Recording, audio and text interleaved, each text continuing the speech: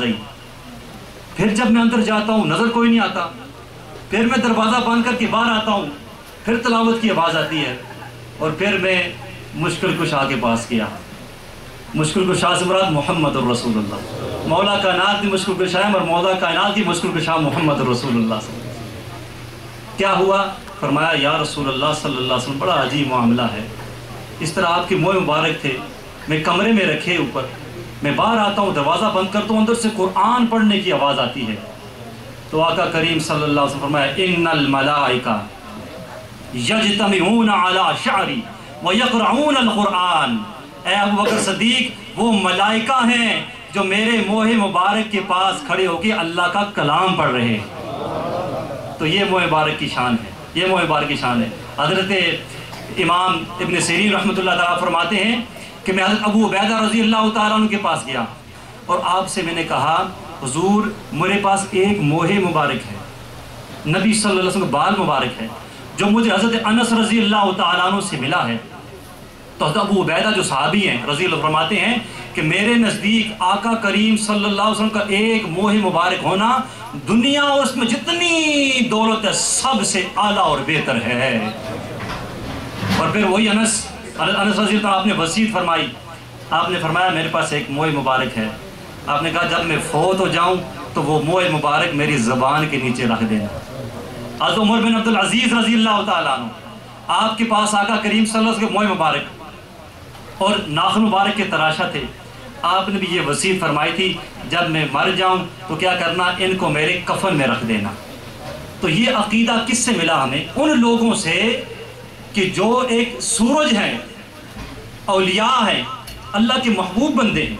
تو وہی ہم انشاءاللہ یہاں بھی منہ مبارک کے حوالے سے چند اشعار ہیں۔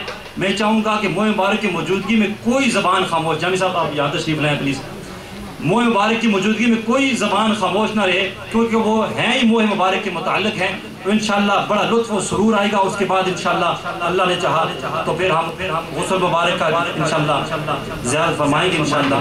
آقا کریم صلی اللہ علیہ وسلم کے منہ مبارک۔ میرے معبود کو پیارے میرے سرکار کے گیسو، میرے معبود کو پیارے میرے سرکار کے گیسو، عروج حسن سے آگے میرے سرکار کے، مل کے کہیں میرے سرکار کے گیسو، میرے سرکار کے گیسو، گماتی ام سلمہ پانی میں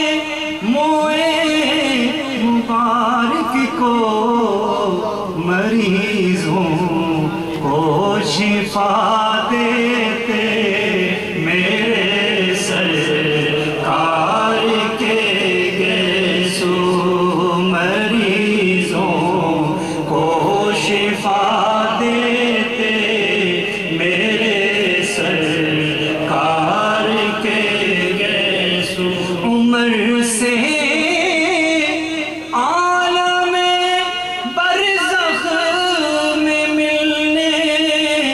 پر یہ پوچھوں گا کفن میں کس لیے رکھے میرے سرکار کے گیسو، کفن میں کس لیے رکھے میرے سرکار کے گیسو، فقط اس واسطے خالد نے ہر ایک معرکہ جیتا، انہوں نے ٹوپی میں رکھے میرے سرکار کے گیسو، انہوں نے ٹوپی میں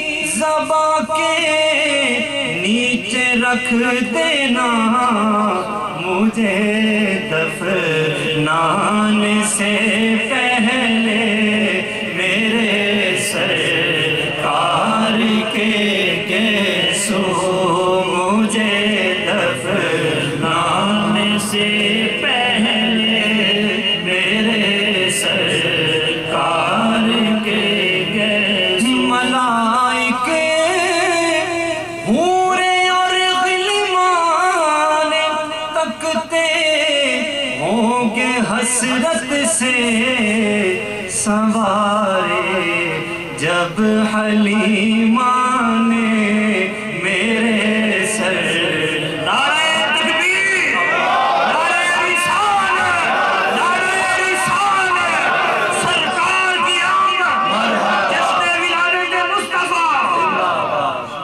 زیارت گیسوؤں کی ہے نبی کی دید کا حصہ، یہ موئے مبارک ہے، یہ نبی صلی اللہ علیہ وسلم کا جز مبارک ہے۔ اور دیکھیں نبی صلی اللہ علیہ وسلم تو زندہ ہے واللہ، میرے سے کیا ہے، تو زندہ ہے واللہ، تو زندہ ہے واللہ، میری چشم عالم سے چھپ جانے والا۔ یہ موئے مبارک جسم متصل ظاہری طور پہ جدا ہیں، لیکن اب بھی گروہ ہو رہے ہیں، اب بھی بڑے ہو رہے ہیں، ان میں سے شاخیں اور نکل رہی ہیں۔ تو یہاں پہ زیارت کرنی موئے مبارک کی اسی طریقے نبی صلی اللہ علیہ وسلم کی دید کا ایک حصہ ہے۔ اور میں یہاں پہ ایک دعوت فکر دوں گا، یہ سنتے جائیں۔ قاری صاحب موجود ہیں، موئے مبارک موجود ہے، یہ دیکھیں ہماری آنکھیں کیا کیا دیکھتی ہیں۔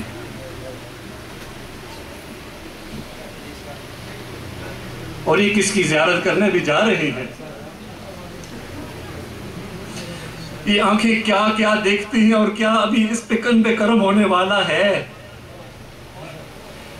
ان آنکھوں کی حفاظت کریں، یہ اللہ نے نعمت دی ہے، ان کی حفاظت کریں۔ ان کی حفاظت کا طریقہ یہ ہے کہ تلاوت قرآن کرتے وقت قرآن کا دیدار کرنا، حلال چیز دیکھنا، حرام سے اپنی آنکھوں کو بچانا، اور علماء اہل سنت کی زیارت کرنا، اولیاء کی زیارت کرنا، یہ ان کا مقصد۔ تو ابھی شاعر کتنی پیاری بات کہتا ہے کہ زیارت گیسوؤں کی ہے نبی کی دید کا حصہ، وہ ہے خوش بخت جو دیکھے میرے سرکار کے گیسو، وہ ہے خوش بخت جو دیکھے میرے سرکار کے گیسو۔ اور یہ شعر قادر صاحب کے لیے ادا کرتے ہیں سنت وہ صحابہ کی جنہوں نے بھی تبرک جان کر رکھے میرے سرکار کے